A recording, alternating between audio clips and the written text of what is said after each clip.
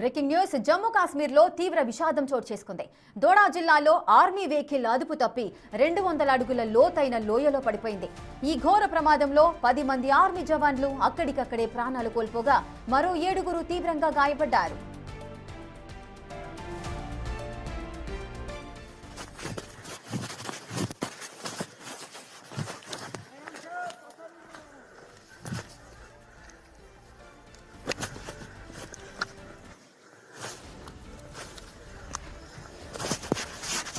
ప్రమాదం జరిగిన వెంటనే స్థానికులు భద్రతా దళాలు సహాయక చర్యలు చేపట్టాయి. గాయపడిన వారిని చికిత్స నిమిత్తం సమీపంలోని ఆసుపత్రికి తరలించారు.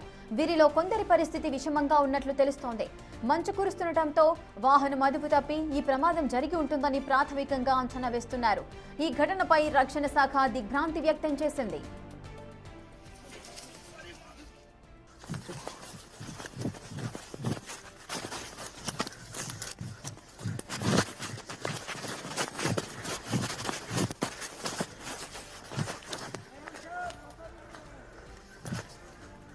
ఇక జమ్మూ కాశ్మీర్లో తీవ్ర విషాదం చోటు చేసుకుంది.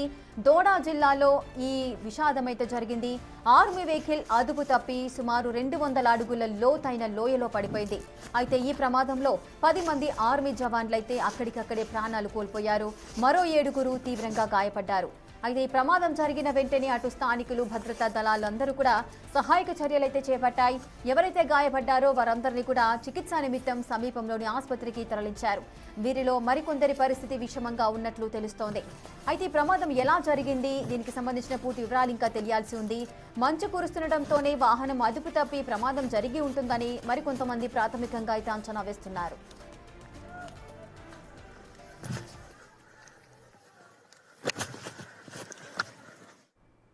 ఇక జమ్మూ కాశ్మీర్ లో ఆర్మీ వెహికల్ అదుపు తప్పి సుమారు 200 అడుగుల లోయలో పడిపోయింది. 10 మంది ఆర్మీ జవాన్లు మృతి చెందారు.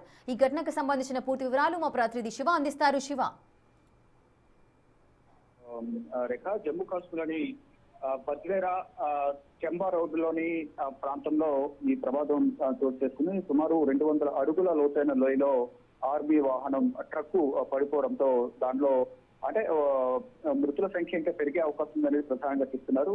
అక్కడ ఆ ఏరియాలో ఎక్కువగా మంచు కురుస్తున్న నేపథ్యంలోనే ఈ ప్రమాదం చోటు చేసుకుని ఉండొచ్చు అనే ఒక అంచనా అయితే వేస్తున్నారు. ఇక పూర్తిగా వివరాలు అనేది తెలియాల్సింది. కానీ ప్రమాదం జరిగిన వెంటనే సంఘటన స్థలానికి పక్కనే ఉన్న స్థానికులు వారిని రక్షించే ప్రయత్నం చేశారు. కానీ సంఘటన స్థలంలో కొంతమంది చనిపోయారు, కొంతమంది ఆసుపత్రికి తీసుకెళ్తుండగా మరి కొంతమంది చనిపోయారు. మొత్తం 10 మంది చనిపోయినట్లుగా కూడా ప్రధానంగా ధృవీకరించారు. మరో 7 తీవ్ర గాయాలయ్యాయి. వారందరికీ కూడా ప్రజెంట్ ఆసుపత్రిలో ట్రీట్మెంట్ అయితే అందుతోంది. కానీ దాంట్లో మరొకరి పరిస్థితి విషమంగా ఉన్నట్లు కూడా చెప్తూ ఉన్నారు. అయితే దోడా జిల్లాలో అదుపు తప్పి ఈ లోయలో పడ్డ ఆర్మీ వాహనం వల్ల 10 మంది చనిపోవడంతో వారి కుటుంబ సభ్యులకు కూడా సమాచారం అయితే అందించారు. ఆర్మీకి సంబంధించిన సమీప చెక్ పోస్ట్ కి సమాచారం అందించారు. వెంటనే వారి రెజిమెంట్ కి సంబంధించి వారి ఉన్నత స్థాయి అధికారులు ఎవరైతే ఉన్నారో పై అధికారులకు అక్కడ ఉన్న ప్రత్యక్ష సాక్షులు సమాచారం అయితే అందించారు.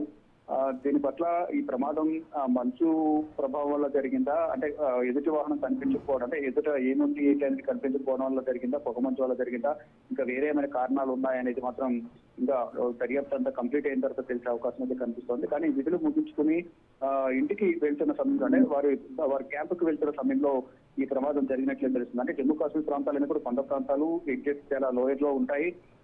ఇది కొంచెం అదుపు తప్పినా కానీ అది కంట్రోల్ అవ్వడం అనేది కష్టం. ఈ నేపథ్యంలోనే అది వాహనం కంట్రోల్ తప్పడంతోనే ఈ 200 అడుగుల లోతైన లోయలో పడిపోవడంతోనే మృతుల సంఖ్య పెరిగింది అనేది చెప్తూ ఉన్నారు. శివ, ఆ ప్రాంతంలో గతంలో ఎప్పుడైనా ఇటువంటి ఘటనలు అనేది చోటు చేసుకున్నాయా? అసలు అధికారులు ఏమంటున్నారు ఈ ప్రమాదానికి సంబంధించి? తరచుగా జమ్మూ కాశ్మీర్ ప్రాంతాల్లో, కొండ ప్రాంతాల్లో ఈ ఆర్మీ వాహనాలు వెళ్తున్న సందర్భంలో కొన్ని కర్వ్స్ అనేవి, టర్నింగ్స్ అనేది ఎక్కువగా ఉండే కర్వ్స్. ఆ సందర్భంలో కరువుల వద్ద అప్రమత్తంగా ఉండకపోతే మాత్రం డెఫినెట్ గా ఇటువంటి ప్రమాదాలు చోటు చేసుకుంటూ ఉంటాయి. గతంలో కూడా పలు ప్రమాదాలు అయితే ఈ జమ్మూ కాశ్మీర్ కొండ ప్రాంతాల్లో ఆర్మీ వాహనాలు ప్రమాదానికి గురయ్యాయి. ఇక్కడ ఎడ్జెస్ అనేవి కట్ అయిపోవడం, అంటే రోడ్లు సరిగ్గా లేకపోవడం వల్ల, మరోవైపు మంచు వల్ల కూడా అక్కడ బ్రేక్ వేసిన నేపథ్యంలో రోడ్లన్నీ కూడా స్లిప్ అవుతూ ఉంటాయి. మరోవైపు పొగమంచు వల్ల కూడా ఎదుట దారి కనిపించకపోవడం వల్ల కూడా ఈ ప్రమాదాలు జరుగుతూ ఉంటాయి. గతంలో కూడా పలు ప్రమాదాలు జరిగాయి. గతంలో కూడా మృతుల సంఖ్య కూడా మృత్యుచెందడం కూడా జరిగింది, మరణాలు కూడా జరిగాయి. కానీ ఇంత పెద్ద మొత్తంలో 10 మంది అనేది జరగలేదు. గతంలో 2-3 చనిపోవడం కానీ, మరోవైపు కొంతమంది గాయాలు పాలవడం, కొన్ని ప్రమాదాలు జరిగినప్పటికీ కూడా స్వల్ప గాయాలతో బయటపడిన ఘటనలు గతంలో జరిగాయి. కానీ ఇక్కడ ఎన్ని జాగ్రత్తలు తీసుకున్నప్పటికీ కూడా అక్కడ ఉన్న పరిస్థితులను బట్టి, నేల స్వభావం కానీ, అక్కడున్న రోడ్డు వల్ల కానీ, అక్కడున్న వాతావరణ పరిస్థితుల్లో ఇటువంటి ప్రమాదాలు సర్వసాధారణంగా జరుగుతూ ఉంటాయంటూ కూడా అక్కడున్న స్థానికులు చెప్తూ ఉన్నారు. Rekha. Right, thank you Shiva, thanks for the details.